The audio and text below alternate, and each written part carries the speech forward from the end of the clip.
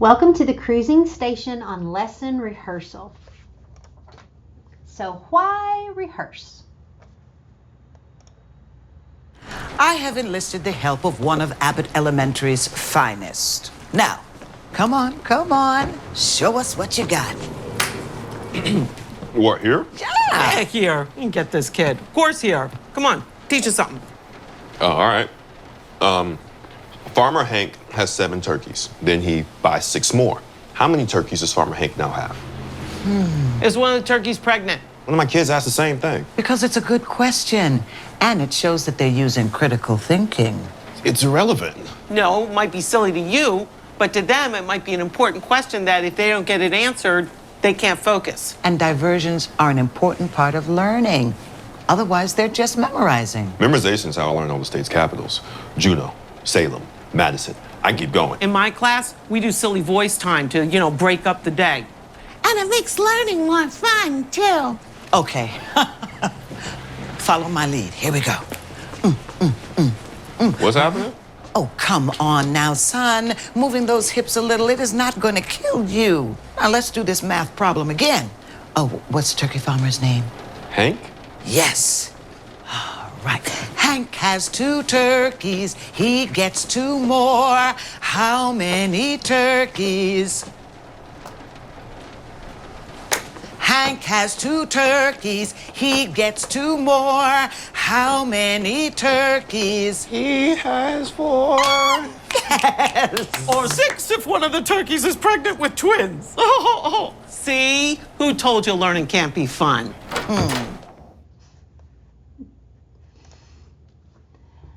So based on your experience, what outcomes should we expect for teachers in a lesson rehearsal PLC?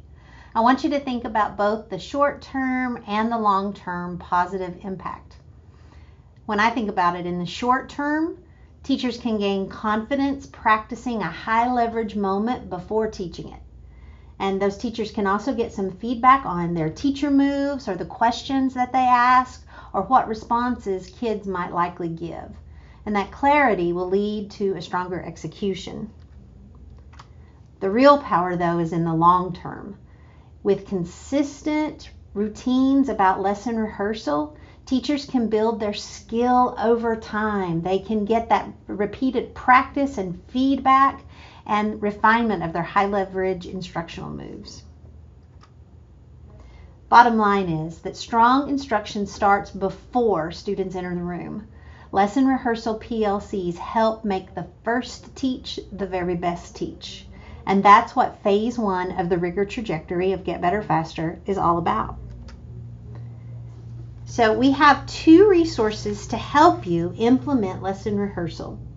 The PLC lesson rehearsal protocol on the left tells us what to do in a lesson rehearsal PLC. The PLC observation tool on the right defines what it looks like when it's done well. You've got paper copies to both of these documents in this cruising station and also linked in the slide deck in the Google folder. For the for the PLC observation tool, you'd only be looking at page 3, lesson rehearsal. If you're with a small group, you might want to pause the video and discuss what are the specific look-fors that will indicate a strong lesson rehearsal PLC. Would it help if you watched an exemplar?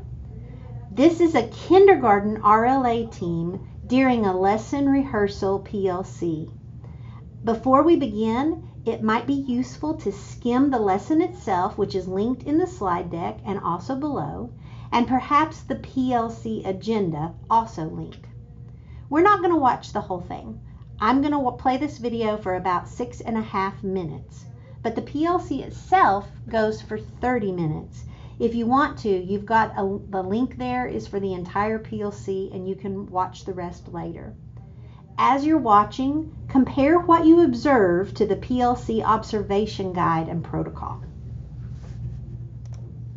Agenda linked, but I've also broke it down. So I want to kind of go over it. What we're going to do today, we are going to do teacher lesson rehearsal. We're going to do it typically like we normally do, but we're going to first go over the PLC norms, the purpose and the objective, And then I have a quick little video because I know there was some confusion on the foundational piece that we, at the very beginning, that leads into the reading decodable, which will be part of our lesson rehearsal today. And then after that, we're gonna continue to practice like we normally do with our partner and just kind of go over that reading piece. And then Miss Perry is going to finish us off with an example of what a good decodable reading experience with the kids looks like. And then we're gonna provide feedback, okay? So let's go for those here in a second. So our PLC norms are be present, add to the PLC conversation, and focus on solutions. And I can't ever read the yellow. Who wants to help me out there? Come prepared. Come prepared. Thank you. The purpose is today we are going to be doing teacher lesson rehearsal. There is the protocol in there, but you also need the lesson internalization piece part of it because this is just us practicing and making sure our first teach is our best teach. And that is our objective. Does somebody want to volunteer to read that one out? Teachers, go for it. Teachers will practice a foundational skill, Unit 8, Lesson 12, ensures that teachers' time will be spent practicing high leverage elements of the lesson that will have a positive impact on student learning. Okay. So next is our little video. It's about a minute and 15 seconds. So it's not going to take long, but this will help that clarification on that foundational piece that we were talking about, the double consonants and teaching the sound. And yes, it's a spelling pattern, but that's because they need to associate that spelling pattern with this sound because they're going to be decoding in their books. Okay, so that's that. Hopefully it works. All right, let me make it bigger. Is my sound on?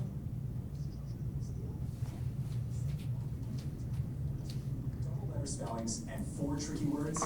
Let's go. We're introducing 14 double-letter consonant spellings here. This is for the whole Kids unit. will spot them easily since they're in bold. Now notice how these double letters almost always pop up right after a short vowel sound.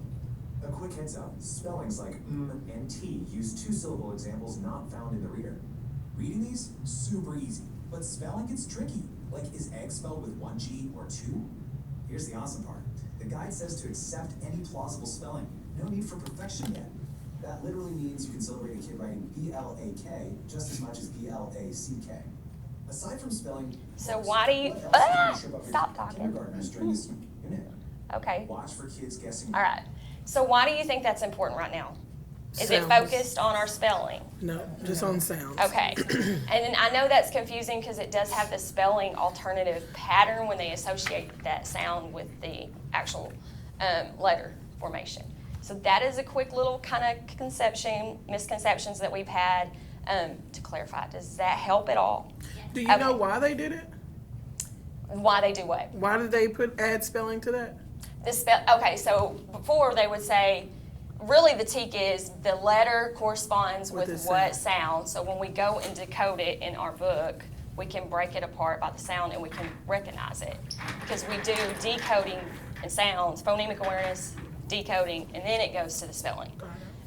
They can still spell, but it's not mastered in kindergarten on this skill.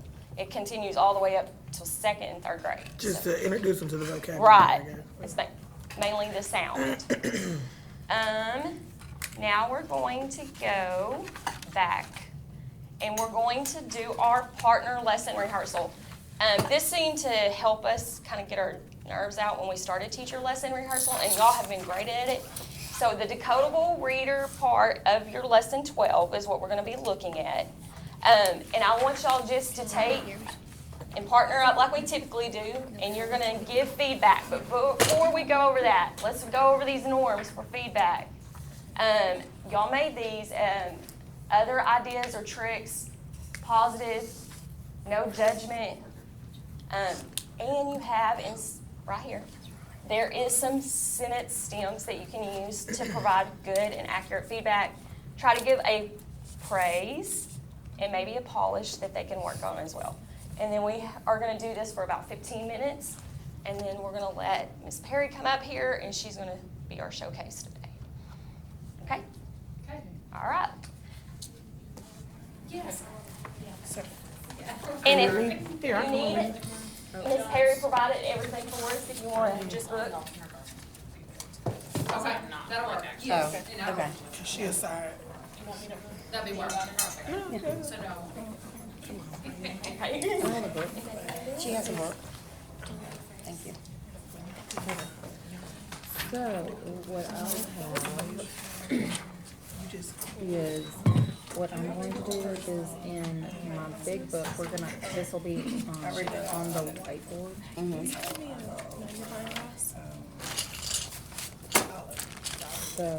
This will be on the side. And we did it today where we go down and they say, okay, let's look through their book, they all have their own book. And we're gonna find this word, Mac. And so they'll say, okay.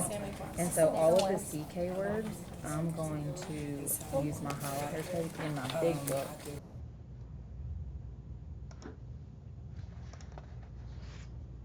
So you may be thinking right now, oh, I wish I had a whole kindergarten team and we could all lesson rehearse, all do the same lesson together to practice. But I'm a singleton. I'm the only person that teaches my grade level at my content area. No fear, because lesson rehearsal PLCs also work with either grade level teams or vertical teams.